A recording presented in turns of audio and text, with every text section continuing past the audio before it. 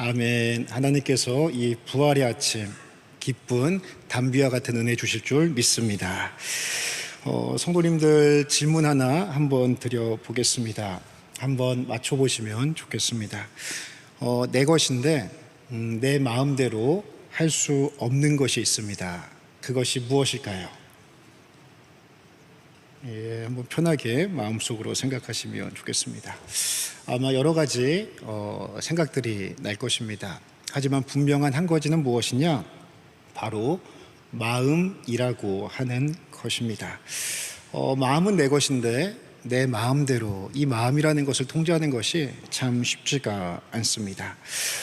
우리가 살아가면서 마음을 통제하는 것은 우리의 삶을 아름답고 풍성하게 하는데 매우 중요한 요소이죠.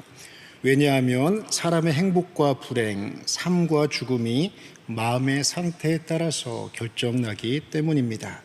그래서 사람은요, 살아가면서 마음을 잘 통제하고 다스리는 지혜를 가져야 합니다.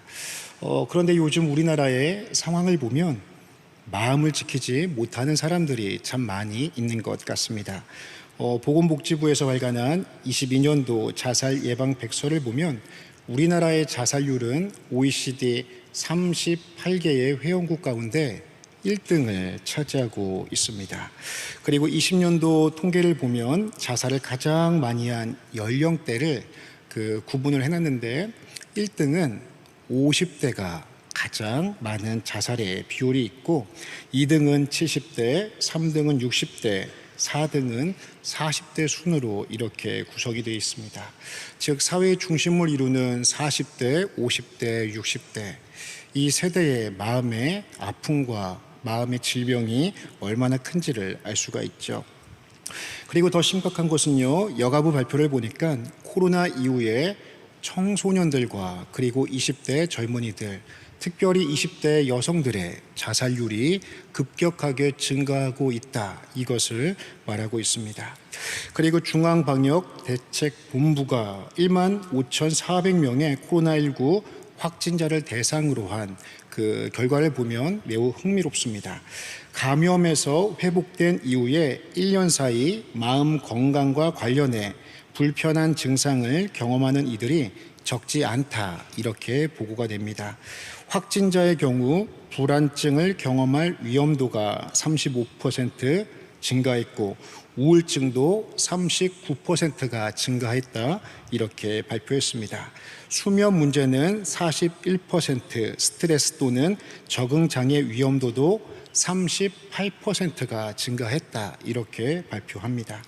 코로나19 확진에서 회복된 후에도 마음과 관련되어 있는 건강의 후유증이 생각보다 심각함을 우리가 볼 수 있는 통계입니다.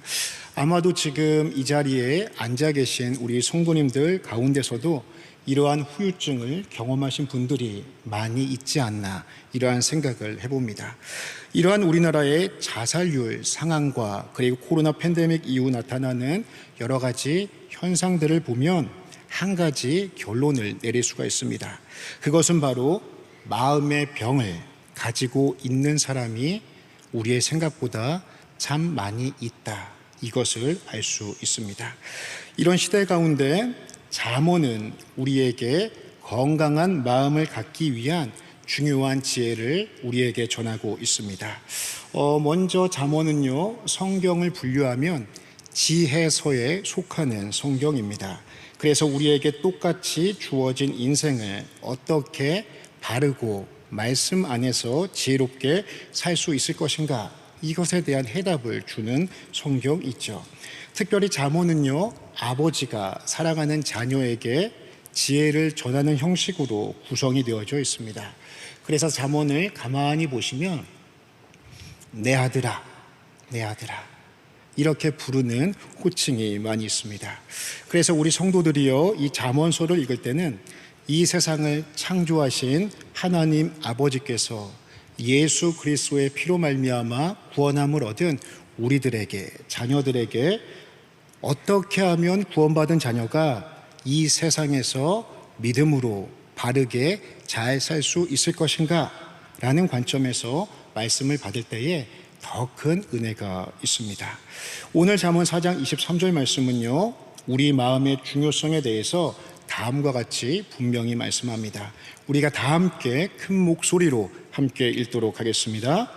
모든 지킬 만한 것 중에 더욱 내 마음을 지키라. 생명의 근원이 이에서 남이니라. 아멘. 이 시간 무엇보다도 먼저 예수 그리스도 안에서 성령의 능력으로 우리의 마음을 더욱 잘 지키는 은혜가 있기를 주의 이름으로 축원합니다. 모든 지킬 만한 것 중에 가장 중요한 한 가지가 있는데 그것이 무엇이라고 말씀하고 있습니까? 예, 맞습니다. 마음입니다. 우리가 살아가면서 지켜야 될 것들이 참 많이 있습니다. 흔히 하는 말로 돈을 잃으면 조금 잃은 것이고, 명예를 잃으면 많이 잃은 것이고, 건강을 잃으면 모두 잃은 것이다, 이런 말이 있지 않습니까? 이처럼 우리가 살아가면서 지켜야 될 것들이 참 많이 있는데 그 중에 가장 첫째로 지켜야 될 것 한 가지를 성경은 분명히 말씀하고 있죠. 그것은 바로 마음입니다. 마음. 우리 성도님들의 마음은 건강하십니까? 어떻게 잘 지키며 살고 계십니까? 우리가 이 구절을 통해서 보아야 할 부분이 무엇이냐면 지키라라는 동사입니다. 지키라. 이 지키라라는 동사는 우리가 생각보다 매우 강한 의미를 가지고 있습니다. 원어적 의미에서 보면 이 지키라는 동사 안에는 경계하다라는 의미를 함께 가지고 있죠. 즉 마음을 지키라고 하는 것은요, 군인이 나라를 지키듯, 그리고 자기가 맡은 경계선을 지키듯 자기의 마음에 빈틈이 있나 없나, 그리고 적이 내 마음에 빈틈을 비집고 들어와 나를 공격하지를 않나, 이것을 잘 살피며 경계할 것을 마음을 지키라, 경계하라, 이렇게 표현하고 있는 것이죠. 우리가 왜 마음을 잘 지키고 경계해야 하는가? 그 이유는 분명합니다. 성경에서 오늘 말씀하고 있는 것처럼 생명의 근원이 이에서 나기 때문이죠. 즉 사람의 살고 죽음이 그 사람의 마음의 상태에 따라 나타나게 됩니다. 예를 한번 들어볼까요? 어떤 사람의 삶의 환경은 천국과 같습니다. 부족한 것이 아무것도 없습니다. 그런데 그 사람의 마음이 지옥과 같다면 그 사람의 삶은 천국이겠습니까? 지옥이겠습니까? 예, 맞습니다. 지옥과 같죠. 그런데 반대로요, 어떤 사람의 상황은 누가 봐도 지옥과 같습니다. 야, 어떻게 저런 상황에서 살 수 있나 할 정도로 비참한 상황입니다. 하지만 그 사람의 마음이 천국이라면 그 사람의 삶은 천국입니까? 지옥입니까? 예, 천국과 같습니다. 그러므로 우리의 마음을 잘 지키는 것은, 경계하는 것은 우리의 삶에 매우 중요한 요소입니다. 잠언 16장 32절 말씀을 보면 마음을 다스리는 지혜의 가치를 다음과 같이 표현하고 있습니다. 노하기를 더디하는 자는 용사보다 낫고 자기의 마음을 다스리는 자는 성을 빼앗는 자보다 나으니라. 그래서 우리는 성령 안에서, 말씀 안에서 마음을 잘 지키는 성도가 되어야 합니다. 그리고 그러한 지혜를 가져야 합니다. 하지만 한 가지 문제가 있습니다. 너무 추상적이죠. 그리고 우리의 마음을 잘 지킨다는 것이 결코 쉽지 않다는 사실입니다. 왜냐하면 원수마귀는 끊임없이 상황과 조건이라는 이유를 가지고 성도들의 마음을 흔들고 무너뜨리려고 하기 때문입니다. 그렇다면 성도들은 이처럼 삶이 흔들리고 마음이 흔들리는 세상과 상황 속에서 어떻게 마음을 지킬 수 있을까요? 오늘 본문 말씀은 오늘을 살아가는 우리에게 마음을 지키는 세 가지 지혜를 알려주고 있습니다. 첫째, 성도는 귀를 잘 지켜야 합니다. 무엇을 잘 지켜야 한다고요? 예, 귀를 잘 지켜야 합니다. 우리는 듣는 것에 영향을 참 많이 받습니다. 오늘 주일 일부 예배를 드리기 위해서 비가 오는 가운데서도 많은 성도님들께서 교회에 들어서셨는데 들어서자마자 어떤 성도님이 집사님, 오늘은 왠지 모르게 더 멋있으시네요. 너무 예쁘셔요. 이러한 이야기를 들으면 괜히 화장실에 가서 거울 한 번 더 보며 흐뭇해하는 것이 우리입니다. 그런데 기쁜 마음으로 예배 드리러 왔는데 어느 성도님이 집사님 요즘 식욕이 참 좋으신가 봐요. 살이 좀 찌신 것 같아요. 이렇게 이야기를 들으면 맞는 말인데 이상하게 기분이 나빠짐을 우리가 경험하게 되죠. 이처럼 우리가 듣는 것은 우리의 마음과 밀접한 관계를 맺고 있습니다. 그래서 오늘 잠언 4장 20절은 다음과 같이 말씀합니다. 내 아들아, 내 말에 주의하며 내가 말하는 것에 내 귀를 기울이라. 내 아들아, 내 말을 주의하고 내가 말하는 것에 너의 귀를 기울여라.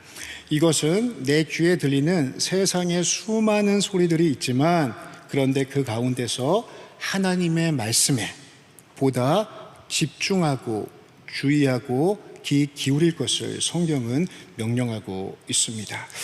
이것을 조금 더 구체적으로 말씀을 드리면 내 말에 주의하고 내 말에 귀를 기울이라 라는 것은 우리가 세상에 수많은 소리들이 들려지는데 그 소리들 가운데 들을 것은 듣고 듣지 말아야 할 것은 흘려버리는 지혜를 의미합니다. 즉 세상에 들리는 모든 소리가 다 들린다고 할지라도 그것을 세상의 기준으로 받아들이고 해석하는 것이 아니라 하나님의 시각으로 하나님의 말씀으로 재해석하여 필터링하여 들을 수 있는 지혜를 먼저 의미하는 것이죠. 그리고 또 하나는 세상의 수많은 소리들 그리고 세상에 들려지는 수많은 잡음들이 있지만 그 가운데서 숨겨져 있는 하나님의 말씀, 하나님의 음성을 들으려고 하는 구별하고 찾는 적극적인 경청의 의미를 가지고 있는 것이죠. 하나님의 말씀을 들음으로 세상의 소리, 부정적인 소리, 저주의 소리, 마귀의 소리들을 밀어내라는 말씀입니다.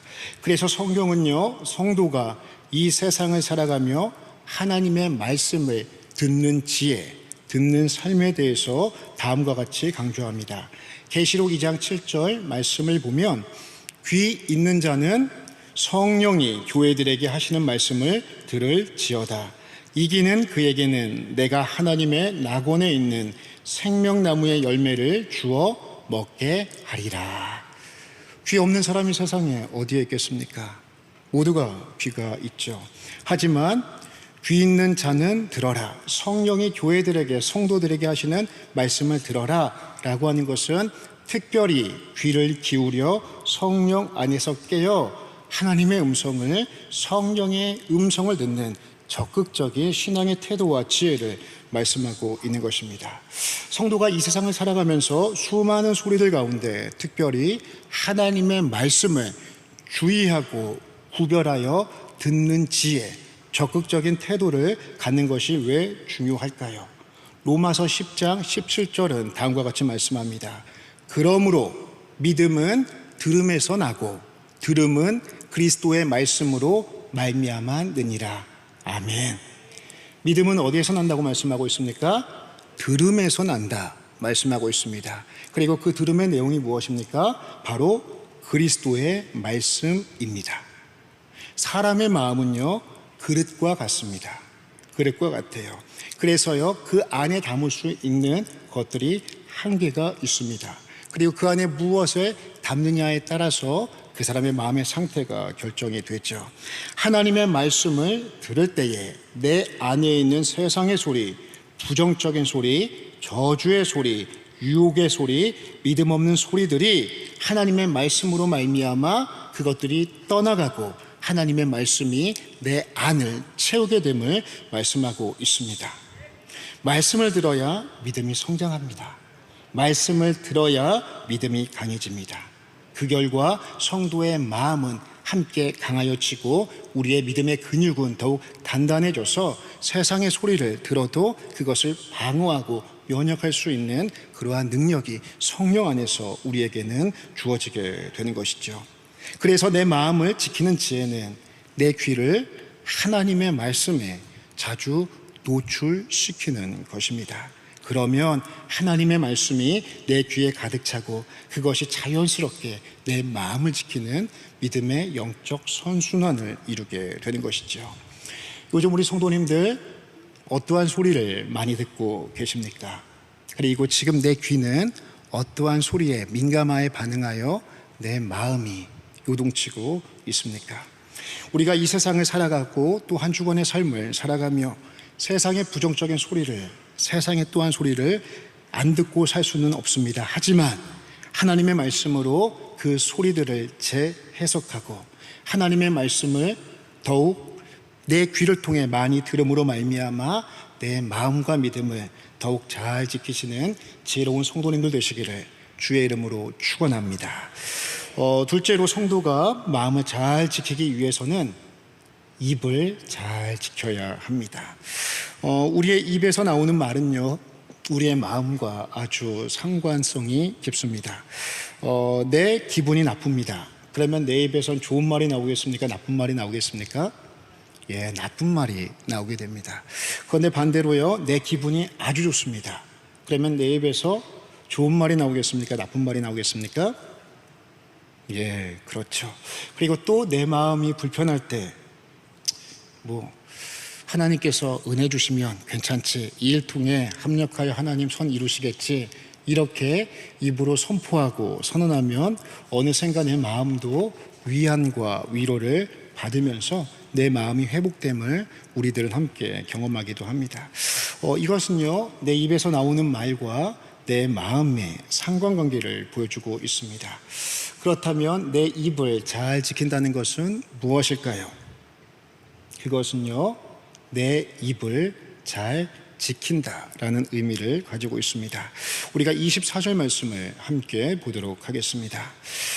구부러진 말을 내 입에서 버리며 비뚤어진 말을 내 입술에서 멀리 하라.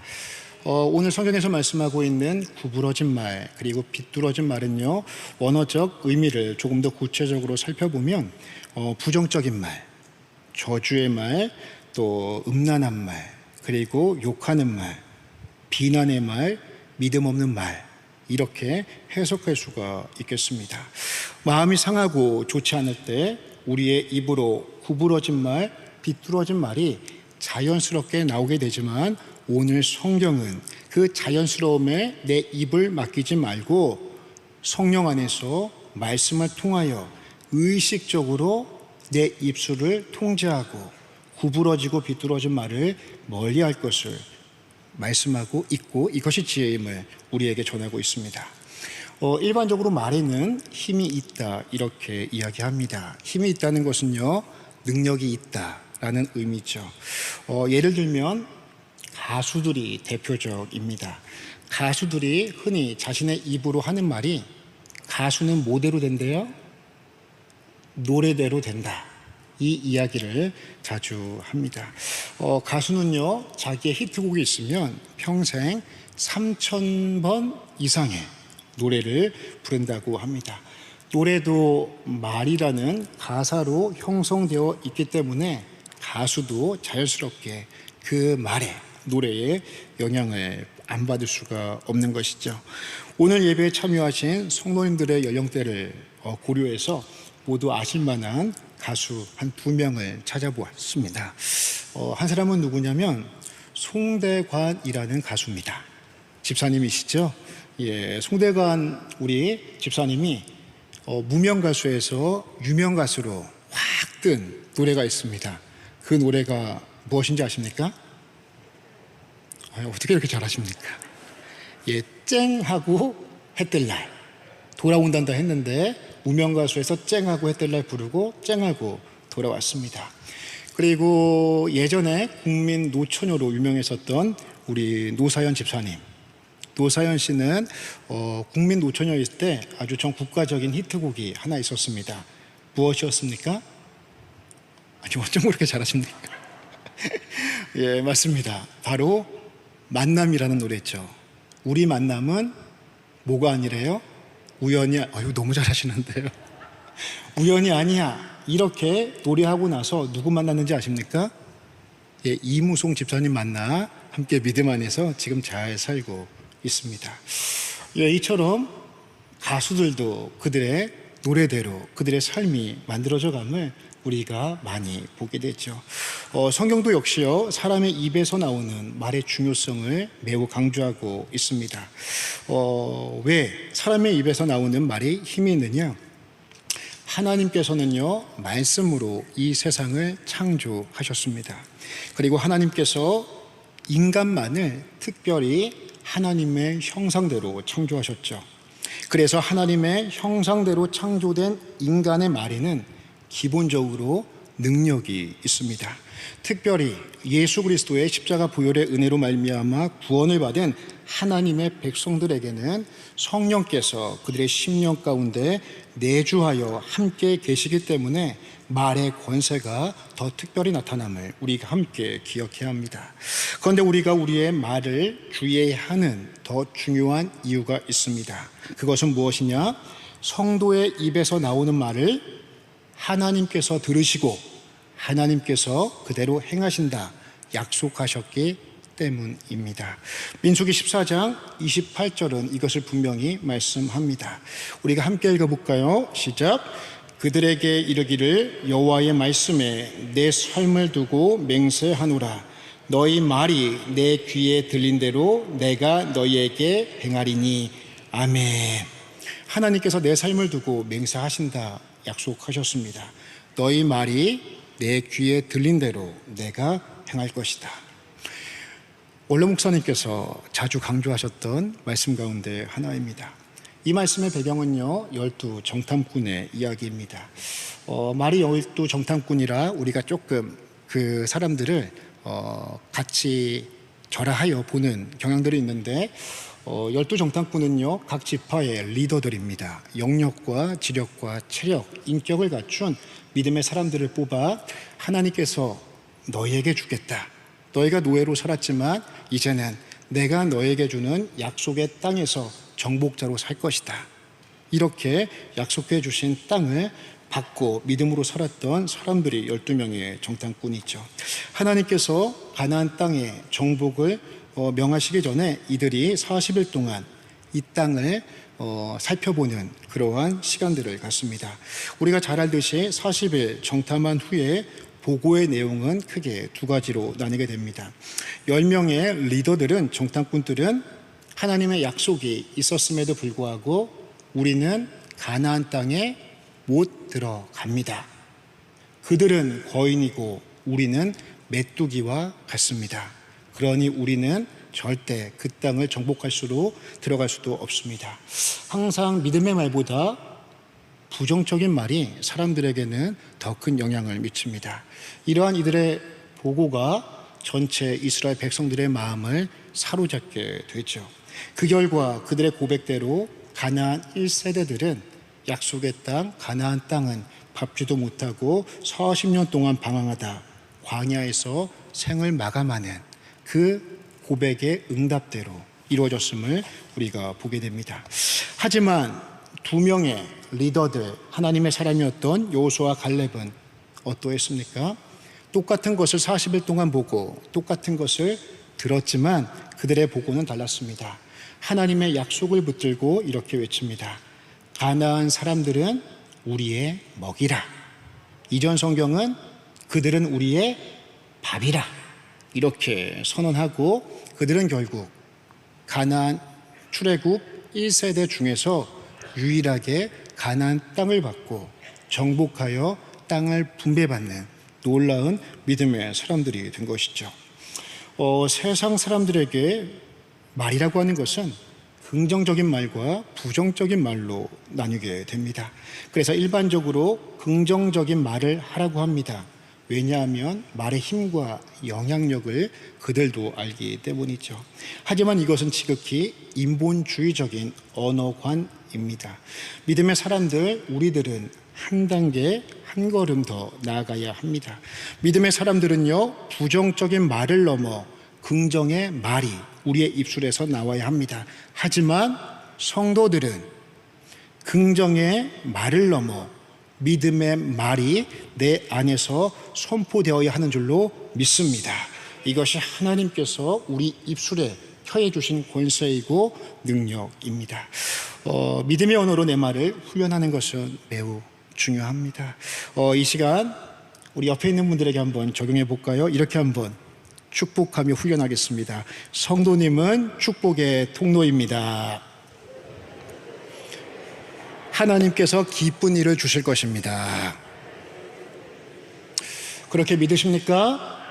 우리의 고백대로 응답되어질 줄 믿습니다.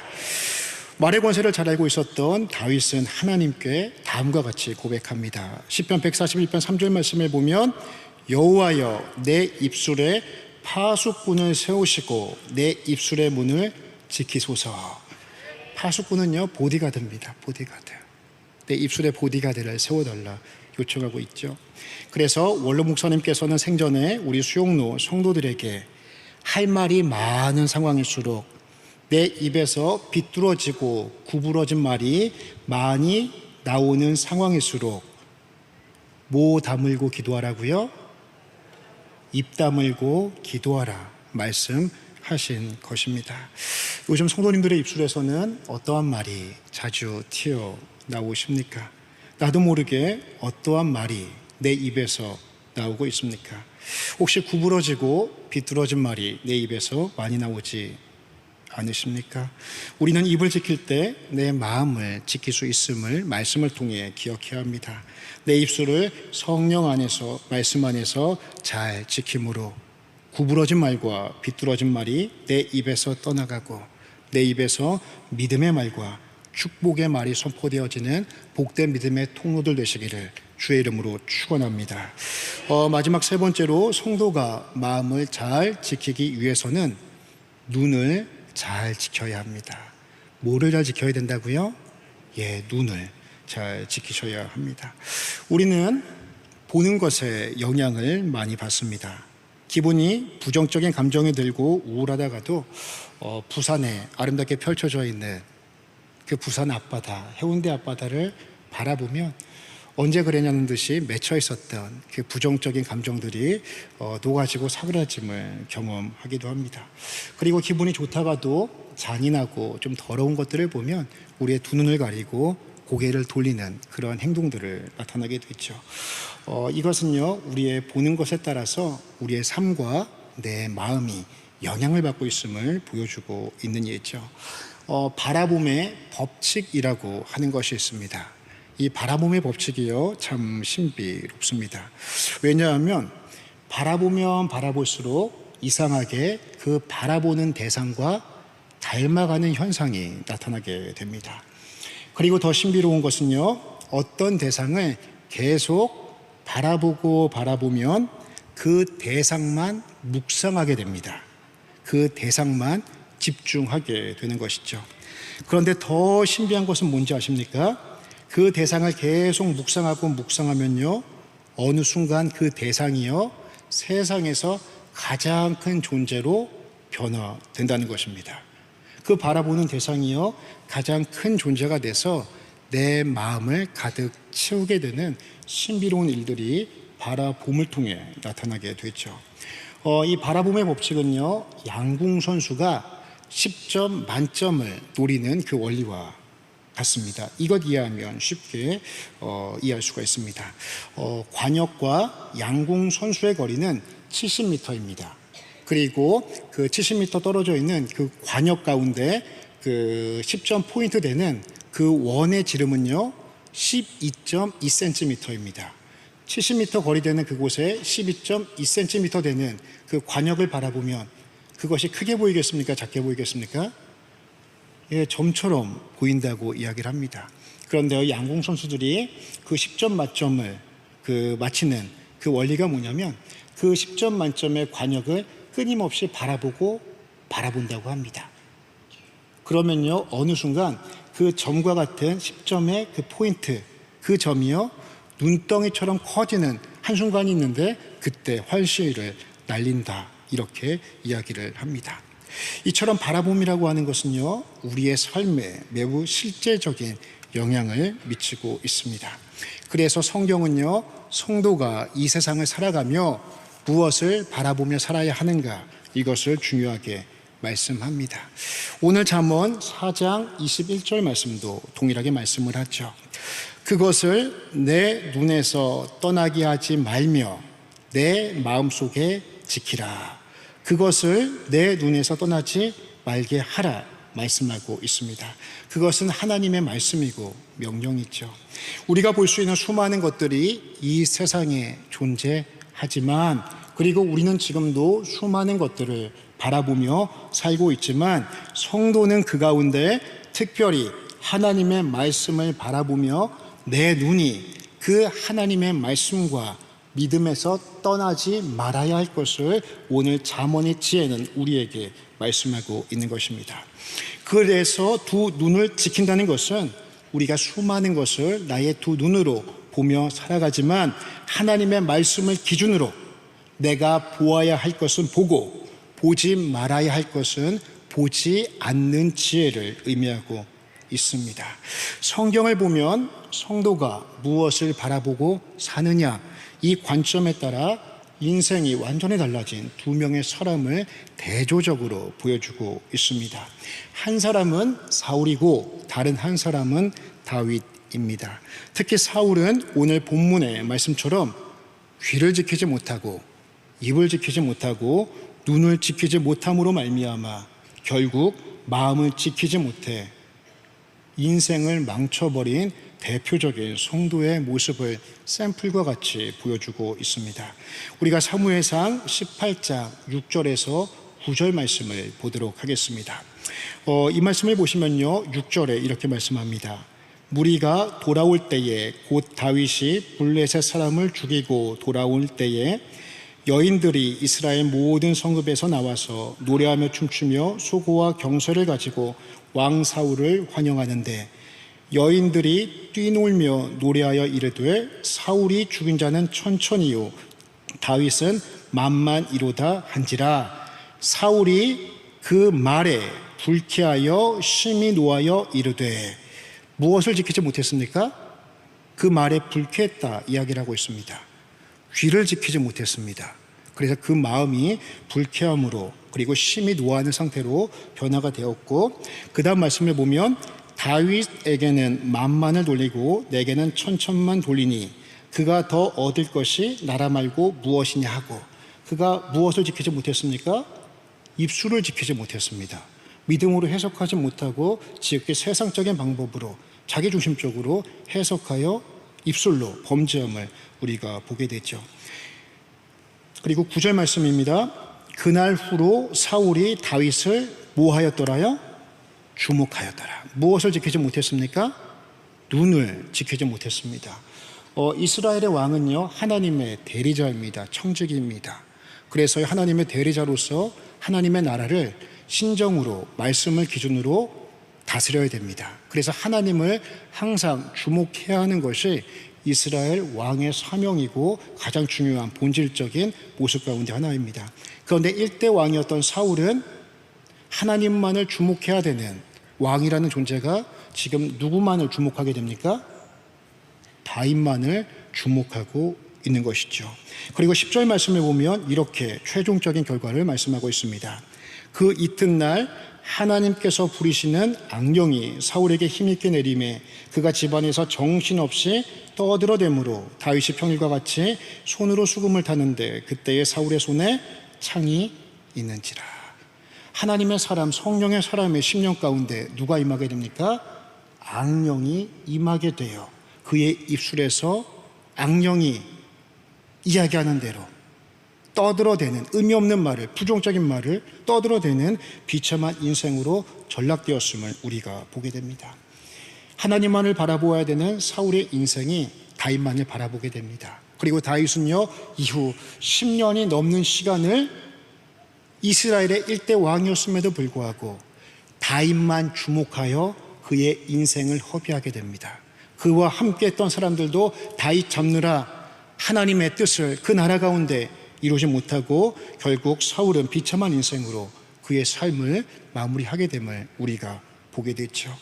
하지만 다윗은 관점이 달랐습니다. 이것이 바로 다윗이 가진 강점입니다. 그가 이름 모를 목동으로 있을 때에도 모든 이스라엘 백성들이 두려워하는 골리앗 앞에서도 그의 시선은 항상 하나님을 주목하였습니다. 그리고 다윗은 10년이 넘는 시간 동안 사울에게 쫓기는 그 광야의 시간 동안에서도 철저하게 하나님을 바라보며 그의 마음과 믿음을 지켰습니다. 사울을 죽일 수 있는 기회가 2번이나 있었음에도 불구하고 다윗은 사울을 바라보지 않고 그 너머에 계신 하나님의 뜻과 하나님을 바라보는 지혜를 가졌습니다. 다윗도 물론 흔들릴 때가 있었습니다. 그리고 큰 죄를 저지를 때도 있었습니다. 하지만 시편을 보면 다윗도 자신의 처지를 비관하여 원망하고 한탄하며 저주하고 고백도 했었지만, 하지만 그의 바라봄의 결론, 그의 시선의 결론은 하나님이었음을 우리가 보게 되는 것이죠. 그의 시선이 사울을 넘어 더 크신 하나님, 영원하신 하나님을 바라보았을 때 그토록 커 보였던 사울과 삶의 문제들은 점점 작아지고, 하나님의 크심을 바라보면 바라볼수록, 묵상하면 묵상할수록 그 크신 하나님을 바라보며 그의 심령에는 세상이 알 수도 줄 수도 없는 진정한 평안을 주님의 날개에 달해서 누릴 수가 있었던 것이죠. 그래서 다윗은 시편 3편 6절에서 다음과 같이 고백합니다. 천만인이 나를 애워싸 진친다 하여도 나는 두려워하지 아니하리이다. 천만인이 나를 둘러 진친다면 얼마나 두려운 상황이겠습니까? 하지만 다윗은 그 너머에 계신 하나님께 그의 시선을 고정하고 그 주님을 묵상합니다. 그러니 천만인은 작아지고 우주보다 그 크신 하나님이 나와 함께 하심을 그는 바라보게 되는 것이죠. 히브리서 12장 1절과 2절 말씀을 보면 신약의 성도들이 인생이라는 경주에서 무엇을 바라볼 때 승리할 수 있는지를 분명히 한 가지 원칙으로 말씀해 주고 있습니다. 히브리서 11장 그 앞에 있는 장을 보면요, 믿음의 성도들에 대한 이야기가 나옵니다. 그런데 재미있는 것이요, 히브리서 11장을 보면 믿음의 성도들이 크게 두 가지로 구분이 됩니다. 한 종류의 사람들은요, 믿음을 통해 놀라운 승리와 기적을 경험한 사람들입니다. 아브라함과 노아와 같은 사람들이죠. 하지만 다른 한 종류의 믿음의 사람들, 믿음의 영웅들은요, 믿음대로 살았는데 순교로 그의 인생이 결정되고 결론 나버린 사람들입니다.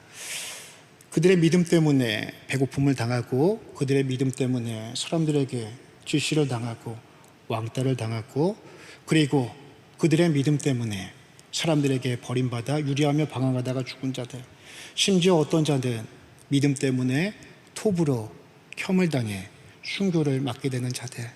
그런데요, 감사한 것은 히브리서 11장은 이러한 두 종류의 사람들을 모두 다 믿음의 영웅들이요 믿음의 사람들이다 말씀하고 있습니다. 이것은 믿음이 가지고 있는 본질적인 의미가 무엇인지를 우리에게 말씀합니다. 믿음은 무엇인가? 이러한 11장의 내용을 히브리 기자는 우리에게 전해주고, 히브리서 12장 1절과 2절 말씀을 통해 우리 신약을 살아가는 성도들에게 우리도 믿음의 삶으로, 믿음으로 승리하는 삶을 살기 위한 한 가지 분명한 원칙을 제시합니다. 1절과 2절 말씀인데요, 우리가 이 말씀을 큰 소리로 함께 읽도록 하겠습니다. 시작. 이러므로 우리에게 구름같이 둘러싼 허다한 증인들이 있으니 모든 무거운 것과 얼매기 쉬운 죄를 벗어버리고 인내로서 우리 앞에 당한 경주를 하며 믿음의 주요 또 온전하게 하시는 이인 예수를 바라보자. 그는 그 앞에 있는 기쁨을 위하여 십자가를 참으사 부끄러움을 개의치 아니하시더니 하나님 보좌 우편에 앉으셨느니라. 아멘. 믿음의 주요 온전케 하시는 이인 누구를 바라보자고요? 예수를 바라보자. 모두에게 인생이라는 경주는요, 공평하게 주어져 있습니다. 그리고 그 인생이라는 경주를요, 우리는 모두가 동일하게 살아가게 되죠. 그런데 이러한 인생을 모두가 각자의 경기를 살아갈 때에 오늘 히브리 기자는 믿음의 영웅들을 소개하고 그 다음에 한 가지 분명한 승리의 원칙을 말씀합니다. 믿음의 주요 온전케 하시는 이인 예수를 바라보자. 이 시간 예수 그리스도를 온전히 바라보는 저와 우리 모두 되기를 주의 이름으로 축원합니다. 먼저 바라보자라는 이 단어의, 이 동사의 원어적 의미를 보면요, 형태는 현재 분사 능동태형입니다. 이것은 무엇이냐면 현재 분사는요, 일회성으로 예수님을 바라보는 것이 아닙니다. 지속적으로 바라보는 것입니다. 예수님을 바라볼 때요, 한 번만, 어쩌다 한 번 그 예수님을 바라보는 것이 아니라 지속적으로 예수님을 바라보는 시선을 의미하고 있는 것이고, 그리고 또 다른, 그리고 능동태라고 하는 것은 이 예수님을 바라볼 때에 의식적으로, 의지적으로 예수님을 바라보는 그러한 의미를 가지고 있습니다. 그리고 바라보자라는 이 동사가 가지고 있는 원어적 또 다른 의미는 뭐냐면 깊이 생각하다라는 의미를 가지고 있습니다. 즉 바라보는 것은 생각하게 되고, 생각하면 바라보게 되는 것이죠. 우리가 예수님을 지속적으로 바라보고 예수님께 시선을 고정해야 되는 이유, 예수님의 공생의 기간 동안 예수님께서는 이 땅에서 수많은 유혹과 고난이 있었지만 하나님의 말씀으로 보는 것, 듣는 것, 말하는 것에서 완전한 승리를 이루신 분이십니다. 심지어는 나를 위해, 구원하기 위해 당하신 십자가 앞에서도 예수님께서는 당신의 눈과 귀와 입을 지키심으로 이 땅에서의 온전한 사명을 이루심으로 우리에게 구원의 놀라운 축복을 허락해 주셨습니다. 그래서 예수님께서는 믿음의 주요, 온전케 하시는 하나님의 아들이신 것입니다. 그러므로 우리가 예수님을 바라볼 때 우리는 예수님을 깊이 묵상할 수 있습니다. 예수님을 깊이 생각할 때 내 눈도 귀도 입도 예수님을 바라봄으로 내 마음을 지키며 내 마음의 방향성을 바르게 잡을 수 있게 되는 것이죠. 믿음이라는 단어는요, 히브리어로 에무나라고 이야기를 합니다. 믿음은 일반적인 하나님에 대한 전적인 신뢰를 의미하죠. 하지만 이 히브리어 에무나라는 믿음이라는 뜻 안에는 버티다, 견디다 라는 의미도 가지고 있습니다. 그리고 헬라어로는 피스티스라고 이야기를 합니다. 충성됨, 신실함이라고 의미를 하죠. 즉 믿음은 무엇이냐? 내게 주어진 인생이란 경주를 하나님을 신뢰함으로 현재의 십자가 고난 뒤에 나타날 부활의 영광을 바라보며 버티고 견디며 충성스럽게 사는 것, 이것이 바로 믿음의 삶이고 히브리서 11장에 나오는 믿음의 영웅들이 함께 본질적으로 가졌던 믿음의 모습입니다. 그래서 믿음으로 사는 것은 주변에 수많은 세상의 소리가 들려도, 주변에 내 마음을 흔드는 것들이 보여도, 저주하고 비난해야 할 일들이 내 입에서 튀어나와도 믿음으로 하나님의 신실하심을 믿고 견디고 바라보고 주님만 따르는 삶, 그것이 바로 믿음입니다. 역사를 보면 믿음의 영웅들은 오직 예수 그리스도를 바라보며 살았습니다. 그때에 내 눈을 지키고 귀를 지키고 입을 지키며 믿음으로 승리할 수 있었습니다. 오늘 설교를요, 처음에 질문으로 시작했으니 질문으로 마무리하려 합니다.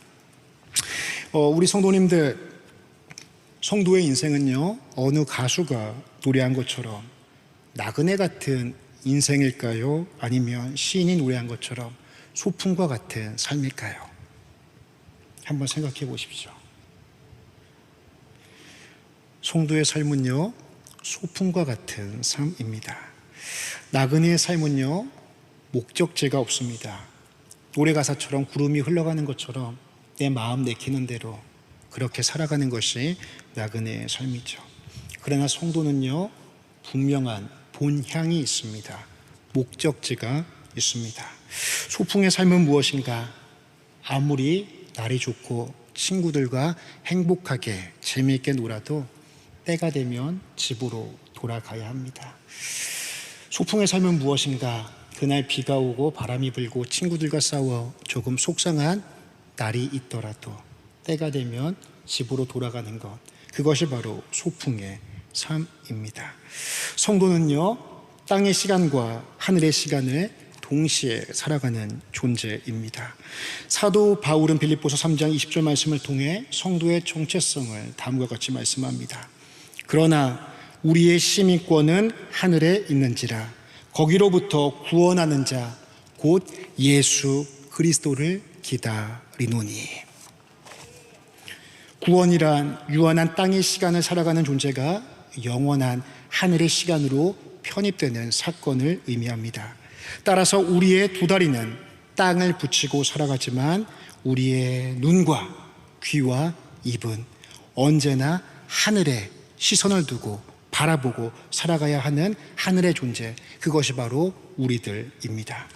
베드로후서 2장 7절에서 8절은요, 성도가 이 세상에서 믿음으로 살아갈 때 보고 듣는 것의 중요성을 아브라함의 사촌이었던 롯을 통해 다음과 같이 말씀합니다.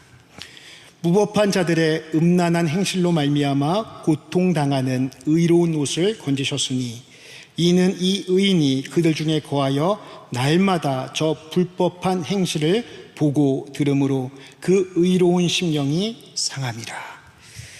아브라함의 조카 롯은 아브라함과 같이 믿음으로 그의 인생을 새롭게 출발했습니다. 하지만 불신앙으로 그의 인생을 마무리한 결정적인 이유는 소돔의 악하고 음란한 환경 속에서 날마다 그들의 불법한 행실을 보고 들음으로 그의 의로운 심령, 그의 믿음이 상하였음을 사도 베드로는 말씀하고 있습니다.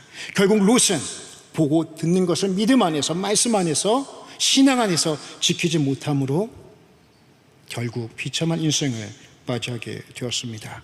세상은요, 끊임없이 우리를 흔듭니다. 이것은 우리의 어쩔 수 없는 인생의 숙제와 같습니다. 원수 마귀는요, 다양한 방법으로, 때로는 고난이라는 이름으로, 때로는 유혹이라는 이름으로 우리의 마음과 믿음을 무너뜨리려고, 흔들어뜨리려고 합니다. 세상은 점점 더 소돔처럼 현세적이고 쾌락적이고 물질적일 뿐만 아니라 인본주의적으로 변해가고 있습니다. 그래서 우리의 눈과 귀와 입은 나도 모르게 세상적인 것에 더욱더 가까워지고 집중하게 됩니다. 신앙생활은 성화라는 끊임없는 훈련입니다. 내가 보는 것을 훈련해야 합니다. 내가 듣는 것을 훈련해야 합니다. 내가 말하는 것을 훈련해야 합니다. 그리고 믿음의 주요 온전하게 하시는 이인 예수 그리스도를 깊이 바라보고 깊이 생각하는 믿음의 훈련을 하여야 합니다. 그때 우리는 내게 주어진 삶 속에서 믿음을 지키며 영광스러운 면류관을 얻게 될 것입니다. 이 시간 바라기는 성령께서 우리의 마음을 강력하게 붙잡아 주심으로 소풍 같은 세상에서 너무 흔들리지 말고 마음을 잘 지키며 내게 주어진 인생의 길을 묵묵히 걸어가시는 사랑하는 성도님들 되시기를, 우리 모두 되기를 주의 이름으로 축원합니다. 하나님 아버지 감사합니다. 우리의 눈과 귀와 입이 믿음의 주요 온전하게 하시는 이인 예수님만 바라볼 수 있도록 성령이여 이 시간 우리를 새롭게 하여 주옵소서. 소풍 같은 인생 가운데 세상의 모든 소리들에 마음 뺏기고 세상의 것에 시선 뺏기고 세상의 것에 우리의 입술을 뺏기는 어리석은 자들 되지 않게 하여 주시옵시고, 인생이라는 과정 가운데 주님과 동행함으로 믿음의 사람들이 그러했던 것처럼 하나님의 나라에 승리함으로 나아가는 우리 모두 되게 하여 주옵소서. 감사드리며 죄에서 우리를 구원하시고 승리를 주신 예수 그리스도의 이름으로 기도 올리옵나이다. 아멘.